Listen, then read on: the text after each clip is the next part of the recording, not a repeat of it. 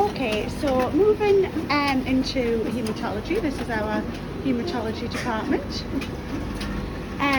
We use the haematology analyzers we use are the XN 9000s, and these are used to perform our full blood counts. So as you can see, we have the pink top AGA tubes, and these are used to perform full blood counts on the samples. So the racks are placed on the analyzer at this point of the track. They're tucked through and they move along the track until they hit a analyzer. So this is where the sample barcodes are read and the full blood counts are performed. So to perform the red cell and the platelet count, this is done by impedance counting. The sample is diluted in cell pack, and then the electrical field is created by 2 electrodes of opposite charge. So the sample is passed through a narrow aperture, so the red cell passes through the electrical field one at a time. Then that will create an electrical pulse which is directly proportional to their size. So this allows the red cells and the platelets to be differentiated and counted. So in cases where microcytic red cells are counted as platelets or large platelets are counted as erythrocytes, we can then do an optical platelet count on the reticulocyte channel, which obviously this also gives a reticulocyte count as well. So the sample is stained with Fluorocell, and this stains the DNA, RNA and content of the reticulocytes and the granulars of the platelets. And then flow cytometry is used, so the light angles that are refracted off the cells are measured to give different measurements. So the forward scatter, as you can see on here, the forward scatter gives the size of the cell, and the side fluorescence gives the DNA and RNA content of the cell, whereas the side scatter gives the granularity of complexity. So these cells are separated based on their size and their DNA and RNA content. So this blue population that you can see on the screen here,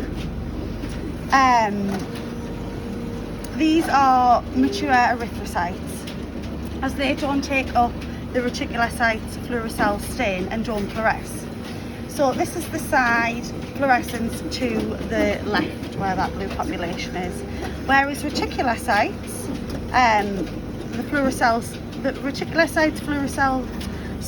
where the reticulocytes move along the axis, as you can see the purple population moving along there. This is based on their DNA and their RNA content. So then this here is the optical platelet count. This blue bit at the bottom is the optical platelet count, and then it's emphasised larger on this screen here.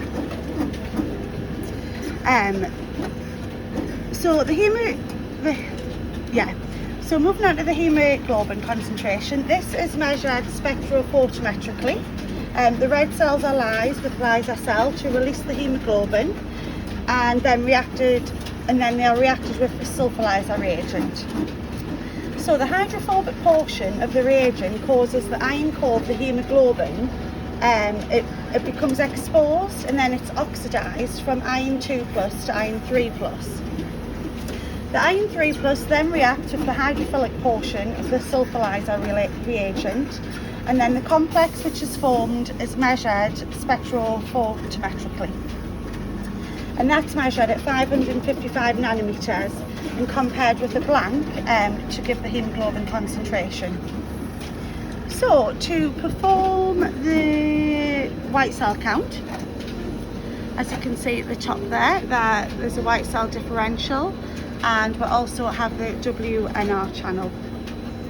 So to perform the white cell count, this WNR channel is used for the basophils and the nucleated red cell count. So the red cells are lysed with Lysacell, which is the dark blue population here, and then that also causes the white cells to shrink to the same size, except the basophils, which is the yellow population at the top, and the nucleated red cell count, which is the lighter blue just underneath. The reason why the basophils don't shrink like the other white cells is because they're a lot more resistant. So they produce their own distinct population, which I've just mentioned is the yellow population on that on the graph. So like I said before, the cells are counted on the WNR channel, and they're separated based on their size and their DNA and RNA content. So then to produce the white differential count, the red cells are then again lysed with Lysacell and stained with Fluorocell, and then using flow cytometry the cells are separated also based on their DNA and RNA content, or also their inner granularity or complexity. So this should produce a distinct population, which you can see on this graph here. So you have your lymphocytes, monocytes, neutrophils and eosinophils to the side there.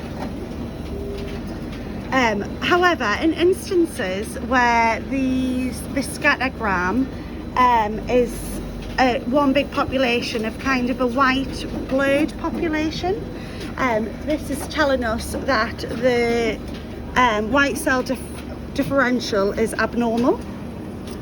So in these cases, if we see that, we manually reject the white cell count from EPU, and we perform a manual differential from the blood film that would be produced. So maintenance is performed on the analyzers every night. We use Cell Clean, which is a form of bleach, and this cleans the internal lines to remove any bacterial contamination or reagent buildup, and then the lines are obviously primed with the reagent on the analyzer.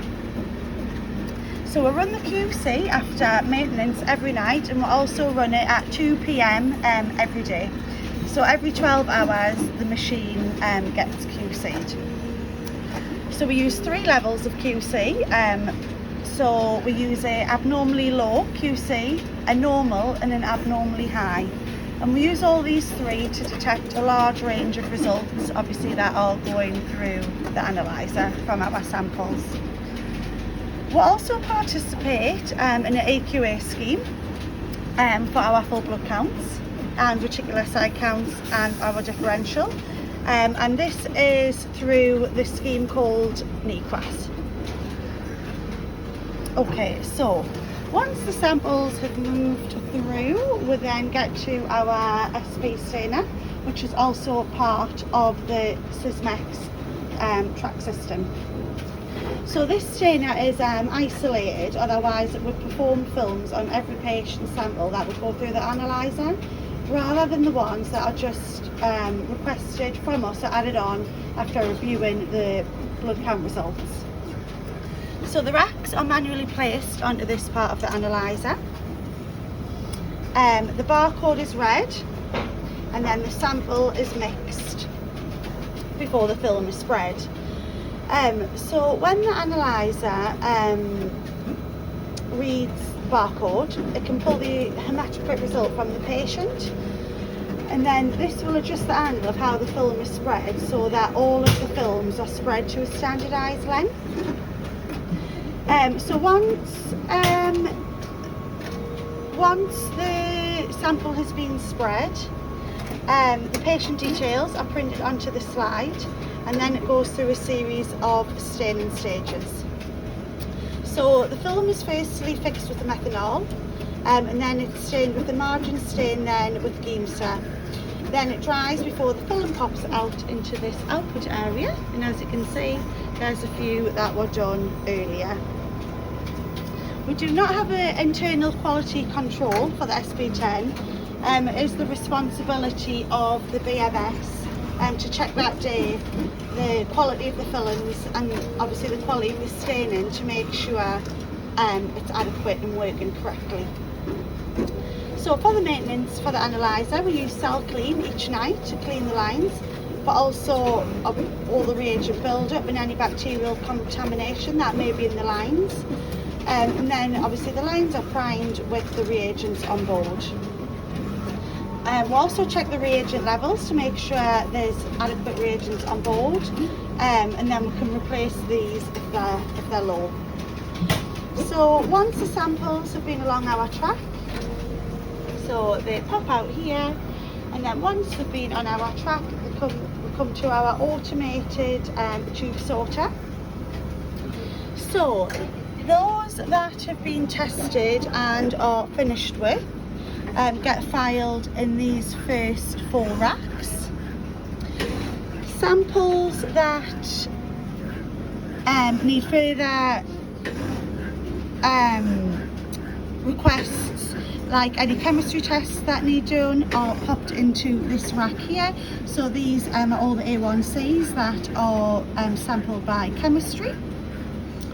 And then our rack here is a rack for anything else that maybe needs tested in haematology, so PVs, IMs, any samples that haven't been sampled, so the tube sorter doesn't know what to do with them, low platelet ones, and cold agglutination ones.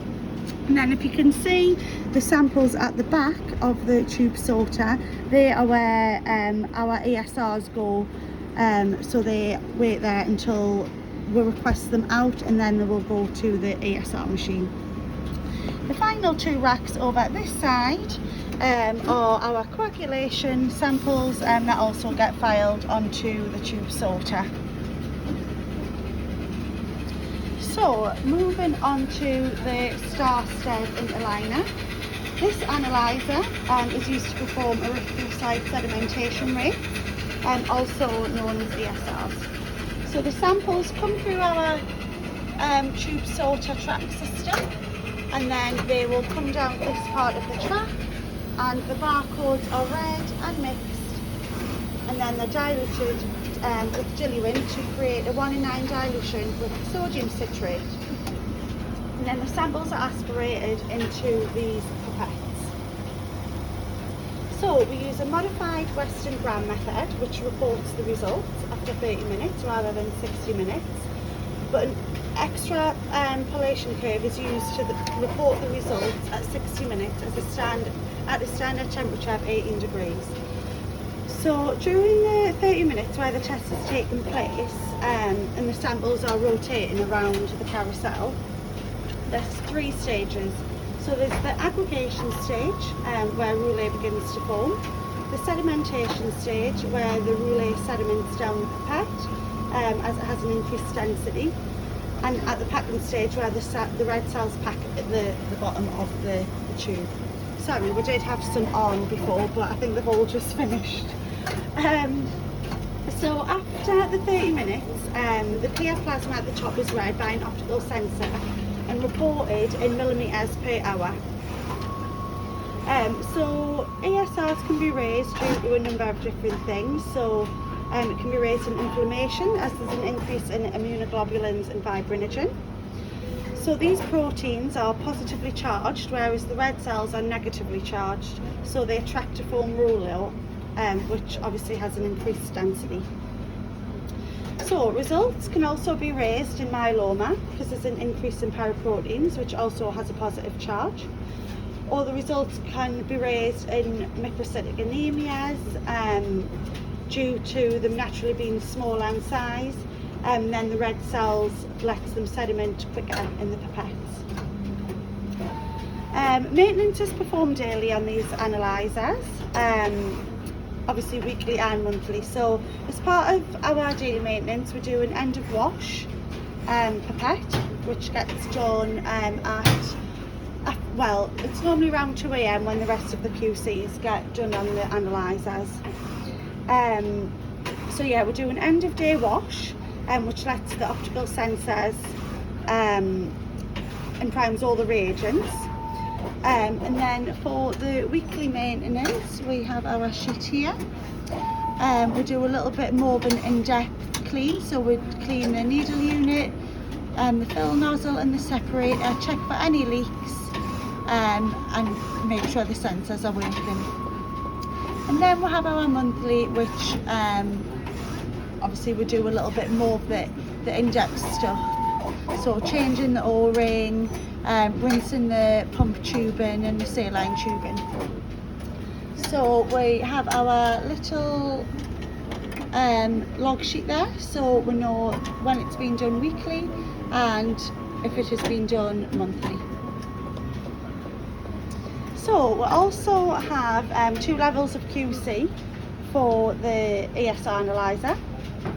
We have a abnormal level and we have a normal level QC and an abnormally high level QC, and these are checked every night once they've been processed, just in this section here. So it tells you the date, the time, the expected result, and then what it is. We also do take part in an EQA scheme for ESRs, and this is also through NEPRAS.